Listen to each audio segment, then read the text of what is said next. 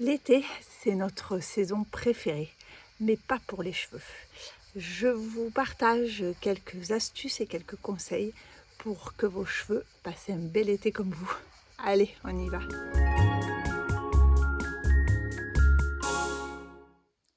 Bonjour à tous, ravie de vous retrouver. Alors, comme je vous l'ai dit précédemment, je vais essayer de vous donner quelques astuces. C'est l'été, il y a des agressions euh, par rapport au soleil, donc c'est les UV, les baignades répétées, alors, soit en eau de mer, soit en piscine. Et tous ces facteurs-là sont des facteurs d'agression pour notre fibre capillaire. Souvent, on entend dire à la fin de l'été, il faut couper les pointes, voilà, on a les cheveux qui se sont éclaircis, tout ça. Donc voilà, je vous explique un peu tout ça. Donc, la première agression qu'on a sur nos cheveux l'été, c'est l'exposition aux UV. Les UV, ça va oxyder notre cheveu. Donc, c'est-à-dire que la fibre du cheveu va légèrement s'ouvrir. Donc, les écailles qui recouvrent notre cheveu vont légèrement s'ouvrir. Donc, et quand ces écailles sont ouvertes, eh bien, elles se frottent les unes aux autres et elles risquent de casser. Et en même temps, ça rend votre cheveu poreux. C'est pour ça que souvent, on dit que l'été, on a le cheveu qui s'éclaircit parce que comme le cheveu est ouvert, votre mélanine naturelle va s'échapper de votre cheveu. Vos colorations que vous faites, vos colorations artificielles vont changer d'aspect, vont éclaircir, vont virer, comme on dit vulgairement.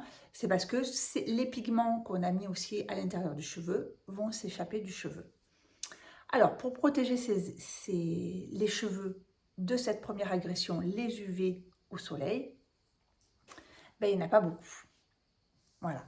Donc, la meilleure protection, c'est de mettre un chapeau, un foulard, c'est-à-dire de les protéger de façon mécanique, de les attacher, parce que quand votre cheveu est attaché, bon ben, les mèches, ce qu'on appelle les mèches de recouvrement sont quand même exposées, mais l'intérieur de votre masse, le reste de votre masse reste protégé.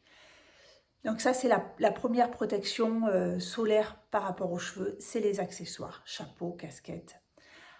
Vous allez trouver sur les rayons de vos supermarchés, sur les étagères de vos professionnels, ce qu'on appelle des sprays avec des sprays sans rinçage avec un écran UV.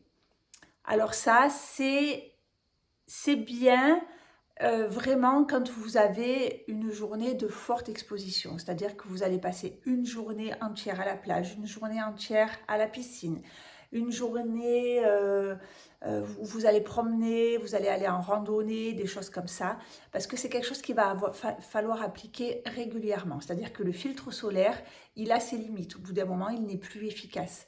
Donc là, moi, où je trouve que ces sprays sont les bienvenus, c'est quand on passe une journée à la mer, vous vous baignez, vous retournez sur votre serviette, vous repassez un coup de spray, voilà, parce qu'ils ont aussi d'autres ingrédients nourrissants, ils ont un pH adapté aux cheveux, donc qui va réguler les agressions du soleil, de l'eau et ainsi de suite.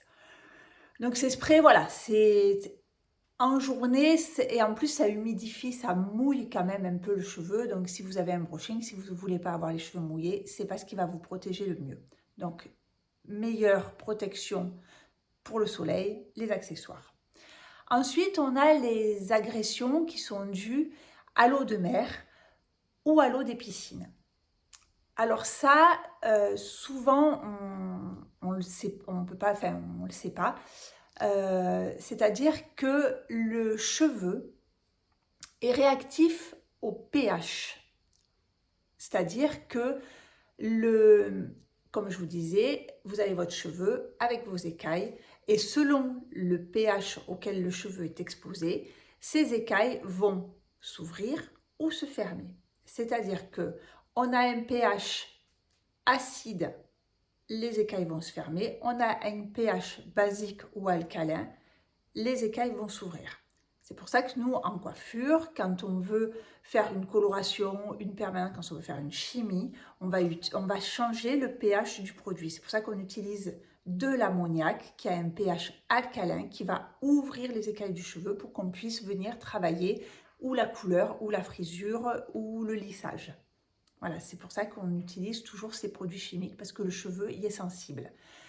Alors, le cheveu, il a un pH plutôt acide. Donc, les pH, règle simple, de 0 à 14, le pH neutre étant 7. Le pH acide le plus élevé, c'est l'acide chlorhydrique. Et le pH alcalin le plus élevé, c'est l'ammoniac, et ainsi de suite. Donc, on a cette échelle-là. Le cheveu, lui, il n'est pas un pH neutre, il est un pH acide. C'est-à-dire que le cheveu, il est à peu près à un pH à 5. L'eau est un pH à 7. Donc déjà, quand on mouille notre cheveu, on va le dilater un petit peu, on va ouvrir les cheveux. C'est pour ça que quand vous mouillez votre cheveu, vous vous rendez compte qu'un cheveu qui est mouillé, il a une certaine élasticité. Il n'est pas tout serré. Il a une certaine élasticité. Cette élasticité, on en a besoin pour après se coiffer.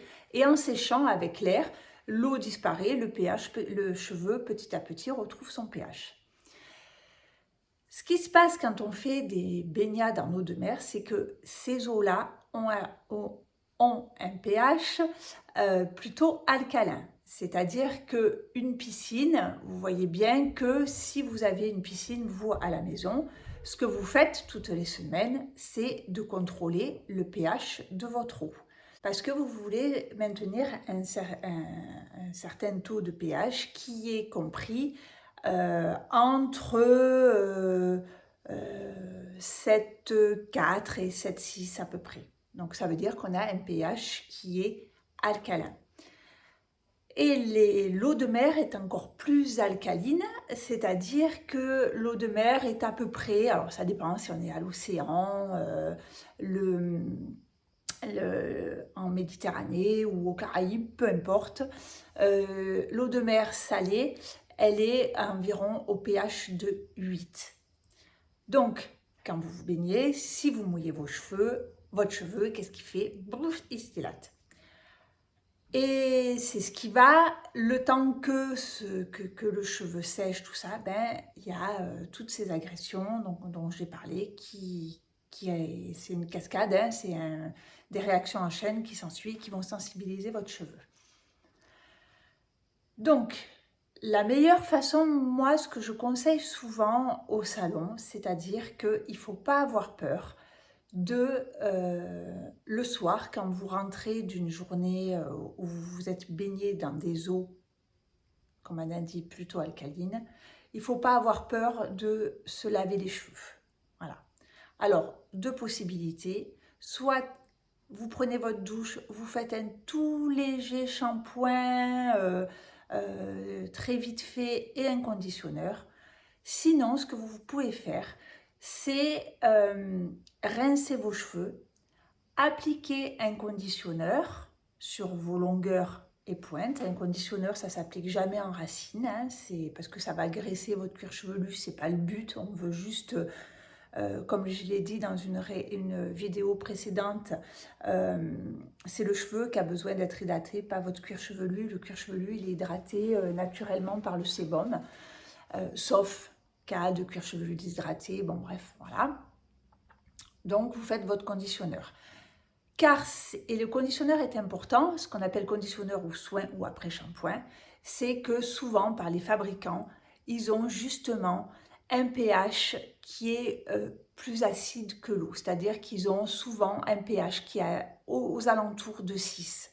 C'est-à-dire que les fabricants, on a le pH neutre, donc l'eau qui est à 7, notre cheveu qui est à 5, ils essayent d'avoir des conditionneurs qui sont aux alentours de 6 pour rééquilibrer le pH du cheveu. Donc les écailles du cheveu vont se resserrer. Et en plus, vous allez venir apporter tous les agents bienfaisants pour votre cheveu que contient le conditionneur, c'est-à-dire des agents hydratants, nourrissants et ainsi de suite. Donc voilà les principales. Donc n'hésitez pas quand vous avez passé une journée où vous vous êtes baigné, le soir, vous ferez plus de bien à vos cheveux de faire un léger shampoing, un conditionneur ou juste de bien les mouiller, bien les rincer, un conditionneur et après vous allez le rincer, que de ne rien faire du tout en pensant que de remouiller et relaver les cheveux, ça va être une agression supplémentaire. Pas du tout.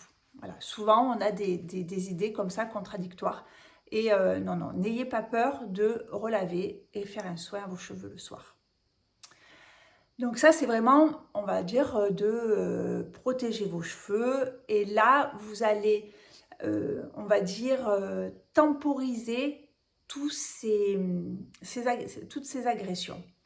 Une petite parenthèse, si ça vous intéresse, je vous mettrai en barre d'infos, donc dessous la vidéo, les produits que j'utilise l'été pour ma routine capillaire.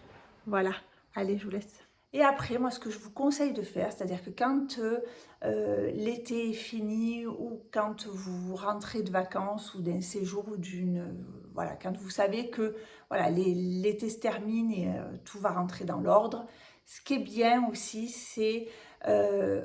alors, le mieux, c'est de vous rendre chez votre professionnel et de faire ce qu'on appelle un soin intense. Il existe, on est quasi tous équipés de soins très intenses, ce qu'on appelle les soins profonds, que vous pouvez faire qu'en salon, parce que c'est des produits qui sont très concentrés. On va les faire poser sous chaleur. La chaleur aussi est un facteur où le cheveu se dilate.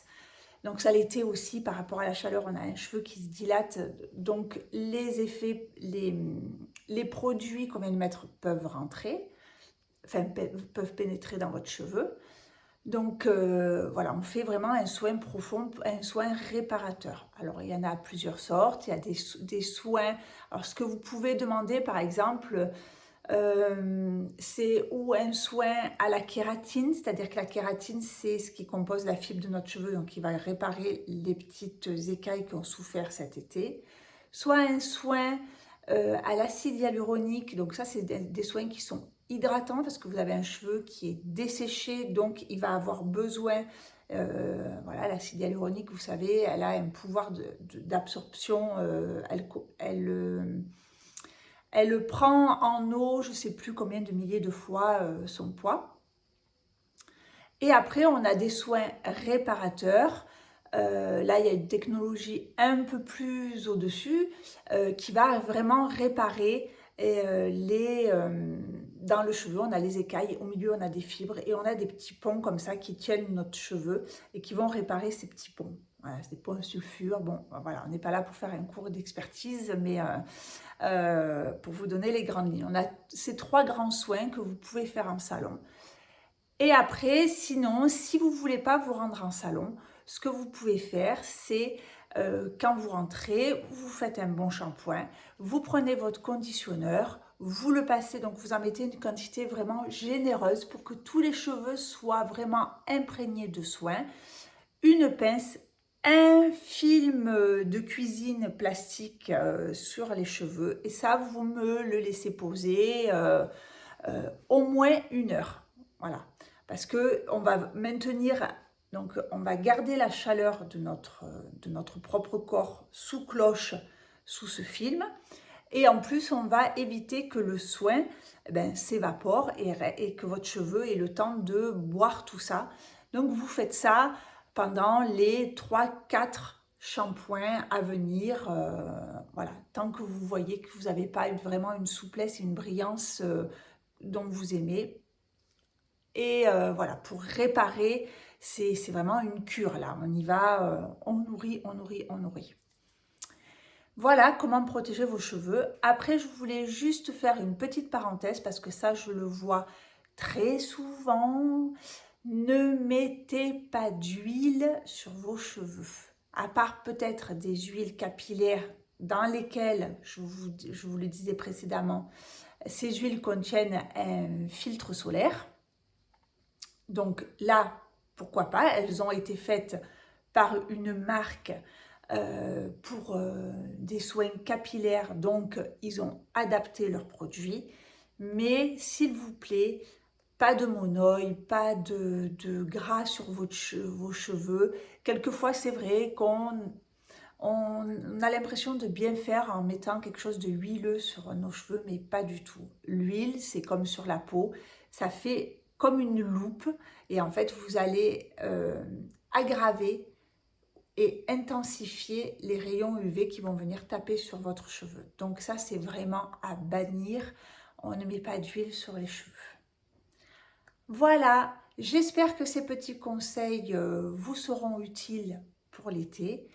Et ben, écoutez, je vous souhaite une bonne journée, une bonne soirée, un bel été, ce que vous voulez. Allez, bye bye.